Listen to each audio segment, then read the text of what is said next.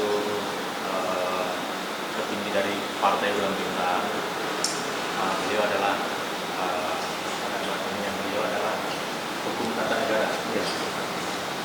Nah, terkait dengan itu Pak, kita pengen nanya-nanya dikit ya. Boleh. Terkait masalah mudah-mudahan kita banyak perbincangkan ini seperti tanggapan terkait.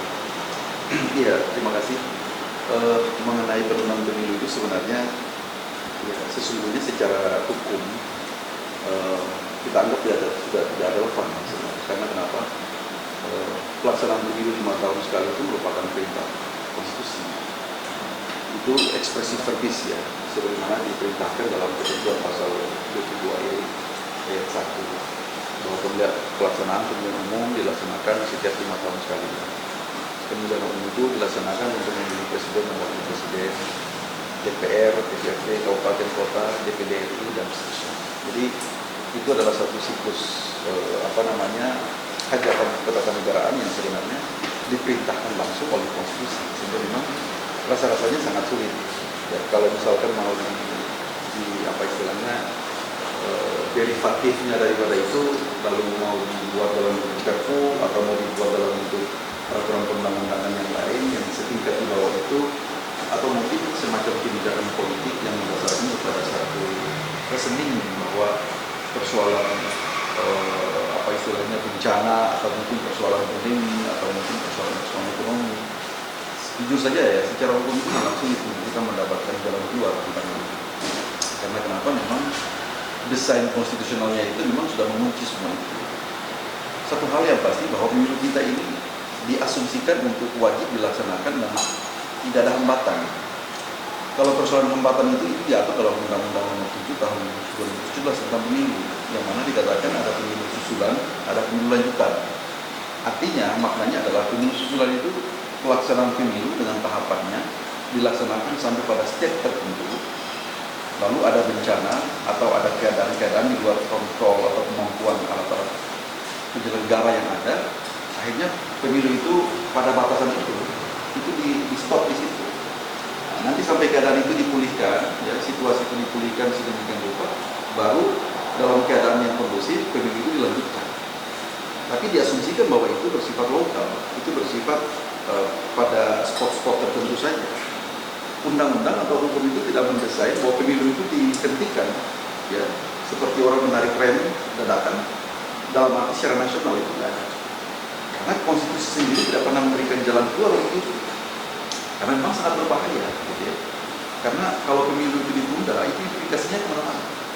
Presiden dan wakil presiden kehilangan legitimasinya.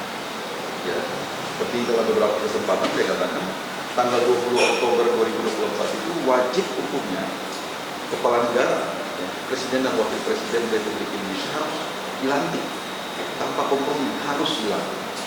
Apa risiko atau implikasi kalau misalkan tanggal itu presiden dan wakil presiden dilantik? Maka kita mengalami vacuum of power, ada kekosongan kekuasaan. Kalau terjadi kekosongan kekuasaan, itu berimbas kepada seluruh aspek kehidupan ketatanegaraan. Seluruh lembaga-lembaga negara itu menjadi macet semua, karena sumber legitimasi itu menjadi tidak ada semua. Ya.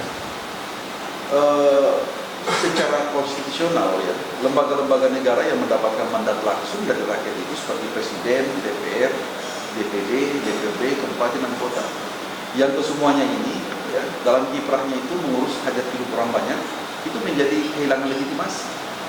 Karena hukum sudah tidak lagi memberikan pijakan kepada mereka karena sudah selesai. Makanya diasumsikan bahwa setiap 5 tahun sekali pemilu itu harus dilaksanakan. Dilaksanakan untuk apa? Untuk memilih kembali kepemimpinan mereka. Nah, dengan adanya presiden, dengan adanya DPR, mereka akan membahas APBN yang setiap tahun sekitar 5,6 triliun itu untuk kesejahteraan masyarakat, pembangunan dan seterusnya. Bisa dibayangkan kalau pemilu tidak dilaksanakan dan lembaga-lembaga ini kehilangan legitimasi, apa yang terjadi? Kita bernegara dalam keadaan yang chaos. Itu kira-kira. Jadi jangan sampai yang seperti itu. Dan saya yakin bahwa memang agenda dan tahapan pelaksanaan pemilu sampai dengan saat ini telah matang. Seluruh suprastruktur dan infrastruktur yang berkaitan dengan itu telah tersedia dengan baik. Saya optimis bahwa pemilu tetap dilaksanakan sesuai dengan agenda konstitusional yang ada saja. Seperti itu. Artinya tidak relevan lagi isu, kan ada beberapa wacana Iya. bahwa karena pandemi 2 tahun yang lalu ini terus kemudian ada stuck di sana sehingga inilah kesempatan untuk menunda pemilu. Iya. Tidak ada relevan sama sekali. Iya, itu utopis. Iya. Jadi kalau ada pihak-pihak, ada interest group yang berkepentingan untuk mencoba mendorong hal itu, ya, endorse agar pemilu itu dihentikan dan kekuasaan pemerintah diperpanjang, itu satu hal yang mustahil dan itu tidak masuk akal. Karena selain secara hukum tidak ada pijakannya, pemerintahan yang dibentuk dengan cara itu pun ilegal, ya kan? Jadi saya kira itu sesuatu yang utopis lah. Itu sangat jauh daripada nilai dan cita-cita konstitusionalisme yang kita anut dalam konstitusi kita saat ini. Kira-kira seperti itu. Terus ini Pak, terkait tentang sistem terbuka dan tertutup, tanggapan Bapak? Iya, kita sebagai dari pihak terkait ya, PBB itu kan sangat meyakini bahwa pilihan yang paling cocok, pilihan yang paling rasional untuk bangsa ini adalah closed list proporsional, ya, sistem proporsional tertutup. Itu sistem yang sangat kompatibel dengan watak dan karakter dasar kita sebagai sebuah bangsa. Kalau terbuka itu sangat liberal, ya, efeknya kemana-mana. Kita mendesain satu pelaksanaan pemilu dengan biaya tinggi, high cost, ya, terjadi vote buying dan segala macam. Hal-hal seperti itu tentunya mempunyai ekses yang sangat buruk dalam kehidupan kebangsaan kita. Akhirnya makanya dalam sistem pemilu kita itu terjadi pembelahan di tengah masyarakat. Pembelahan itu setiap 5 tahun itu sulit dipulihkan karena persoalan preferensi politik yang berbeda. Ada yang memilih si A, ada yang memilih si B, dan si C, dan seterusnya. Ini karena kenapa? Memang desain kita yang mengharuskan seperti itu. Jadi kontestasi dilakukan dengan cara yang sangat keras, ya. Apalagi tidak ramah dalam memberikan preferensi politik, ya. Kemudian siapa yang terpilih didasarkan kepada kemampuan kapital, kemampuan ekonomi yang memadai. Politik yang terjadi adalah politik adu domba dan seterusnya. Pendeknya dengan sistem yang kita anut saat ini, dengan sistem terbuka itu, terjadi kanibalisme politik yang sangat luar biasa. Dan saya kira ini sesuatu yang memang sangat tidak sebangun, sangat tidak sejiwa dengan Pancasila yang saat ini kita anut. Ya, sistem kegotong royongan, sistem kekeluargaan itu tidak ada, karena preferensi politik yang kita hadapkan itu sangat tajam, sangat konfrontatif gitu.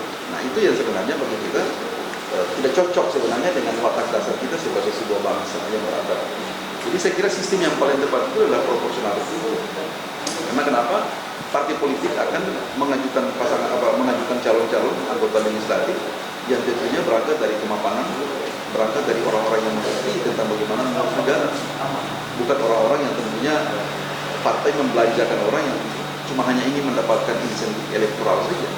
Tetapi orang-orang yang diutus ke parlemen itu orang-orang yang memang negarawan, gitu. Orang-orang yang betul-betul dianggap mapan karena sudah berangkat dari suatu proses kaderisasi yang baik, ya, sangat memahami tentang ideologi bangsa, ideologi negara, gitu. Bukan lagi orang-orang yang tiba-tiba berada di jalanan dibelanja oleh partai karena dia itu punya followernya banyak, dia punya twitternya itu diikuti oleh jutaan orang karena populer dengan hal-hal tertentu, atau mungkin dia itu punya kemampuan ekonomi, punya kemampuan uang, dan akhirnya partai membelanjakan dia. Nah, itu yang kita tidak inginkan sebenarnya. Kalau seperti itu, hasil akhirnya apa? Hasil akhirnya itu kan mereka, yang terjadi adalah selebrasi politik saja di parlemen. Dan tidak ada makna apa-apa untuk kepentingan rakyat. Karena mereka juga tidak mengerti tentang mengurus negara ini. Mereka juga tidak mengerti untuk bagaimana memperjuangkan aspirasi konstitusional daripada masyarakat itu. Nah, itu yang sebenarnya PBB tidak menghendaki. Jadi kita menarik balik bahwa pengalaman kita selama ini dengan sistem tertutup, dengan menghasilkan anggota parlemen, anggota DPR yang kredibel, yang tentunya dia tahu bagaimana mengurus bangsa dan negara ini. Nah, itu sebenarnya cita-cita kita, ya. Jadi singkat saja Pak, terkait kan ada beberapa pihak mengatakan bahwa dengan sistem tertutup itu seperti kucing dalam karung. Ya, itu keliru, tidak kucing dalam karung juga, karena calon yang akan diusung oleh partai politik itu yang paling teknis sekalipun seperti desain suara, selain tanda gambar, nama orang. Jadi pasti konstituen itu akan mengerti siapa yang dia pilih. Ya. Ketika dia menentukan preferensi politik, dia mengerti dan dia tahu siapa yang dia kehendaki. Jadi bukan saja mencoblos tanda gambar, tetapi ada orangnya di situ. ada nama-nama dari 1 sampai nomor sekian. Kalau logikanya kalau masyarakat tidak menghendaki calon-calon yang ada di partai politik, dia akan menentukan pilihan politiknya pada partai yang lain. Gitu. Jadi itu yang saya katakan, informasi yang beredar di masyarakat itu terkadang distorsi, ya, tidak utuh menyampaikan kepada masyarakat, sehingga masyarakat itu semua kita ini seperti supporter saja, menolak proporsional terbuka, semua menolak tanpa adanya reasoning ataupun ada argumentasi yang mendasarinya seperti apa. Makanya saya katakan ada kekeliruan-kekeliruan ataupun ada informasi yang sangat distorsif yang diedarkan kepada masyarakat, sehingga orang itu menjadi tidak mengerti secara utuh apa kelebihan dan kekurangan daripada sistem yang kita pakai. Tertutup itu seperti apa, terbuka itu seperti apa. Satu hal yang pasti bahwa pilihan yang paling cocok untuk negara ini adalah tertutup, karena kita menghendaki DPR yang berdaya guna dan DPR yang berhasil guna, yang bekerja senantiasa secara paripurna untuk kepentingan bangsa dan negara. Seperti itu.